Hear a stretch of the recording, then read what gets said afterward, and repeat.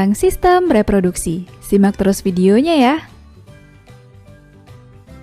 Nah teman-teman, kita tahu setiap jenis kelamin laki-laki dan perempuan memiliki bentuk, struktur, dan fungsi organ reproduksinya masing-masing. Kita akan membahasnya satu persatu.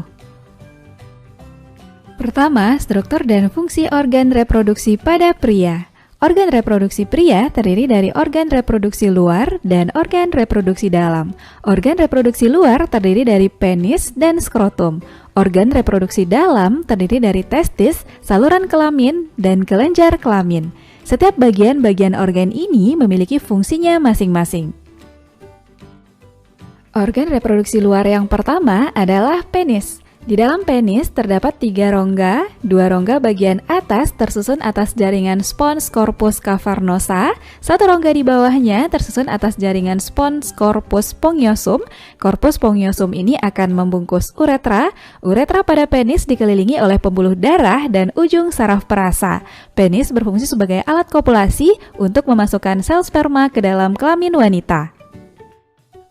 Organ reproduksi luar kedua adalah skrotum atau kantong pelir. Skrotum merupakan kantong kulit yang melindungi dan membungkus testis. Skrotum berjumlah sepasang, yaitu skrotum kiri dan kanan. Antara skrotum kiri dan kanan terdapat jaringan ikat dan otot polos.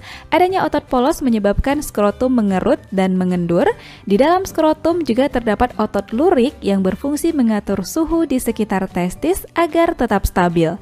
Pengaturan suhu ini berguna dalam proses pembentukan sperma yang memerlukan suhu sekitar 34 derajat Celcius.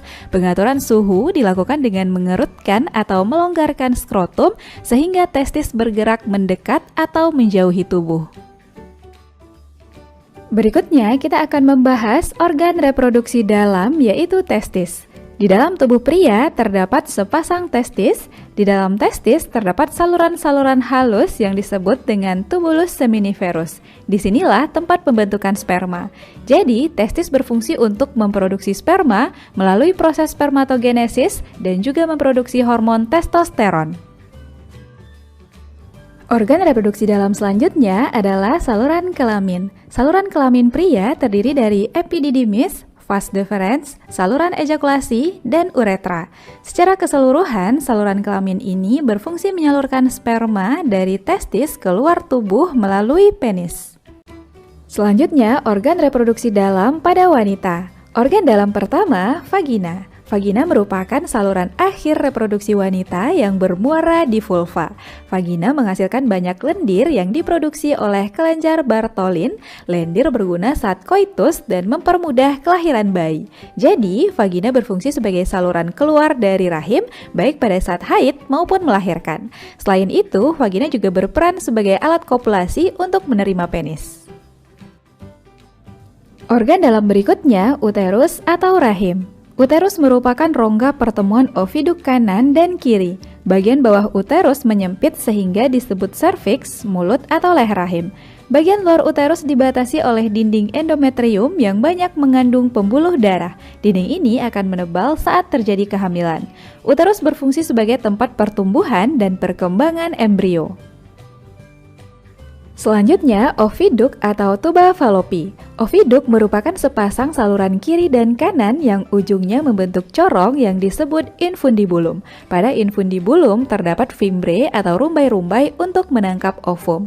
Tuba Fallopi berfungsi sebagai tempat fertilisasi.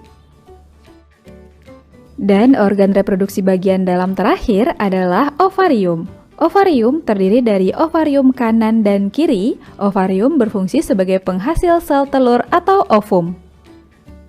Nah teman-teman, inilah catatan untuk setiap organ reproduksi pada pria dan fungsinya sesuai pembahasan kita sebelumnya. Dan berikut ini catatan untuk setiap organ reproduksi wanita beserta fungsinya.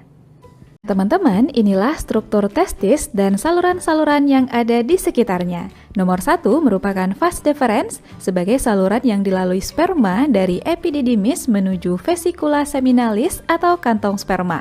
Nomor 2 adalah vas efferens, saluran yang mengeluarkan dan menyalurkan sperma ke epididymis. 3. Epididymis sebagai tempat pematangan dan penyimpanan sperma sementara. 4. Lobulus sebagai kantong testis melindungi tubulus seminiferus. Dan nomor 5 adalah tubulus seminiferus sebagai tempat pembentukan sperma.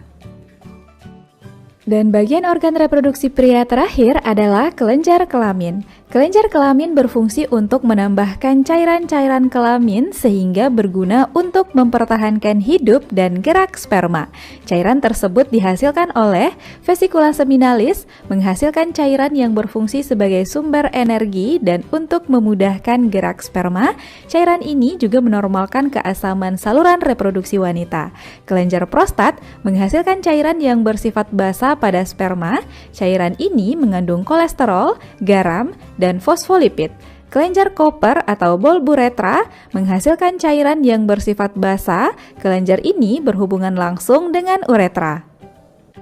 Apa saja ya yang terkandung dalam sperma manusia? Spermatozoa terdiri dari kepala pada bagian ujung, leher, dan ekor. Kepala mengandung inti sel atau nukleus yang dilindungi oleh akrosom. Akrosom berfungsi menembus lapisan pelindung ovum. Pada bagian kepala sperma juga terdapat sentriol. Bagian ekor berfungsi sebagai alat gerak sperma. Bagian pangkal ekor terdapat badan sperma yang mengandung mitokondria. Mitokondria berfungsi sebagai penghasil energi untuk menggerakkan sel sperma menuju oviduk. Bagian ekor sperma juga dilindungi oleh membran plasma. Berbeda dengan sel sperma, sel telur yang dihasilkan dari ovum saat ovulasi memiliki tubuh yang dilindungi oleh dua lapisan, yaitu lapisan luar disebut corona radiata dan lapisan dalam adalah zona pellucida. Pada bagian dalam ovum juga terdapat sitoplasma dan nukleus. Oosit sekunder menghasilkan senyawa fertilizin yang memiliki fungsi mengaktifkan sperma agar bergerak lebih cepat, menarik sel sperma secara kemotaksis positif, mengumpulkan sperma di sekeliling ovum. Sampai di sini, teman-teman bisa memahaminya ya.